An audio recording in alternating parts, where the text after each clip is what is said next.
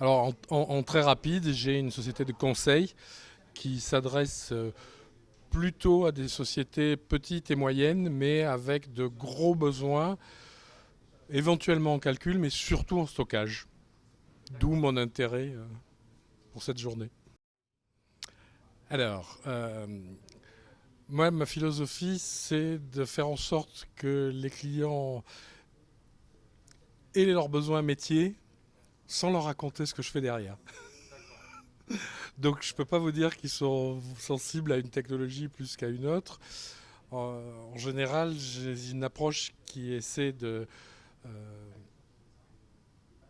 donner des solutions pour des montants et avec des conditions aux clients sans qu'ils sachent forcément ce qu'il y a derrière. Il n'empêche que l'approche NAS est en soi une solution à l'explosion des données, et en particulier dans des sociétés qui ne sont pas très très grosses et dont les besoins sont évolutifs en quasi-permanence. Alors, le principal, c'est de lui assurer, et en ayant les moyens, moi, de le contrôler, y compris à distance facilement, que ces données sont déjà, simplement du fait qu'on est dans un NAS avec son RAID, à un niveau de sécurité convenable, qui éventuellement se complète par des réplications ou des sauvegardes secondaires sur d'autres médias pour qu'elles puissent être extraits d'un lieu. Mais déjà, de base, beaucoup des clients sont venus effectivement à accepter des prix un peu plus forts que de simples disques externes, même gros et même en quantité, suite à des pertes de données sur un disque simple qui est mort d'une façon ou d'une autre.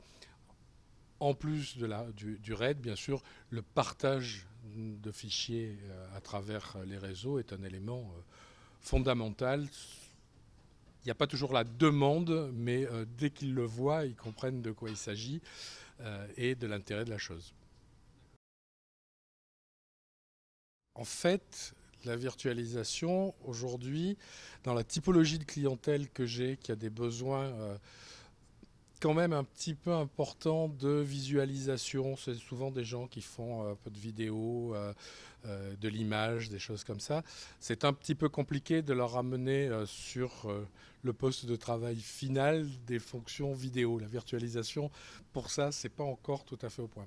Par contre, j'ai une toute autre typologie de clientèle où je fais énormément de virtualisation, mais dans des gros environnements avec du VMware et de l'ESX. Et dans ce cadre-là, les capacités d'intégration des NAS QNAP à l'ESX de VMware et au vCenter, ce qui n'est pas extrêmement courant, sont extrêmement précieuses, d'une part. D'autre part, la possibilité d'avoir des petites stations utilitaires intégrées au NAS est quelque chose d'extrêmement intéressant parce qu'on peut avoir besoin, dans un ensemble de serveurs métiers qui ont des besoins importants et dans lesquels il est techniquement, il n'y a pas de gros inconvénients, mais les clients sont sensibles au fait de séparer les environnements de manière drastique, d'avoir des petites stations d'exploitation, de contrôle, de paramétrage qui n'ont rien à voir avec leur serveur et qui sont dans la virtualisation du NAS. Ça, c'est un vrai plus. Dans ce type de changement, moi j'ai une expérience longue maintenant où je m'aperçois que des choses qui se faisaient assez couramment dans de très très gros environnements passent, et pour une bonne part à travers des appliances du type de Vonas, dans des environnements de besoins et surtout de coûts très inférieurs. Parce que ce qu'on peut faire pour une grande marque automobile, y compris ses usines, dans le concept, c'est souvent utile pour une PME moyenne, mais ces moyens ne le permettent pas. Et pour beaucoup de choses,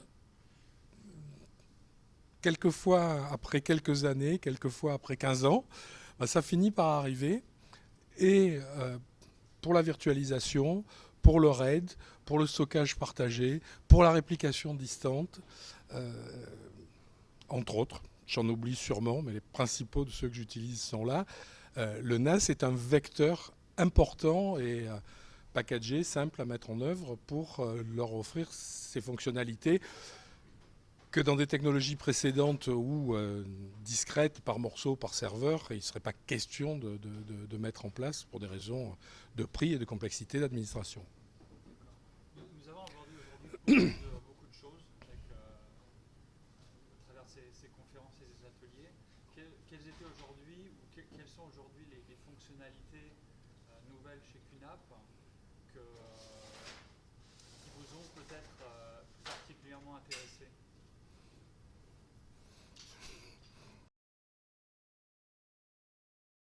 Dans les principales de celles qui sont professionnelles, alors je suis intéressé parce que je suis utilisateur à titre privé d'un QNAP qui est aussi branché sur ma télé, mais c'est pas du tout le centre de ma problématique. Mais dans les fonctionnalités nouvelles, bon, la gestion des snapshots est quelque chose qui va être extrêmement intéressant, que j'ai encore, enfin que je connais dans d'autres environnements, mais que j'ai encore besoin d'explorer dans ce type de machine, d'une part, et d'autre part, une technologie sur laquelle moi je fonde pas mal d'espoir, c'est celle de Docker, qui, en dehors de la virtualisation complète à proprement parler, permet de virtualiser les applications et qui doit permettre de rajouter des fonctions middleware sur le NAS qui ne le concerne pas forcément directement, mais qui sont susceptibles d'amener pas mal de solutions pour l'architecture globale d'un client. Le dernier point, bien sûr, parce que je travaille aussi en environnement Mac, c'est le Thunderbolt. Alors, qui maintenant, on l'a bien compris, est en fait un réseau Thunderbolt, mais qui, pour des petits ensembles de Mac, amène une différence de performance qui change les usages. Voilà, parce que des choses dans l'édition de vidéos, dans le composing, dans des petits process de vidéo, c'est un vrai problème qui est largement adressé par ces NAS Thunderbolt.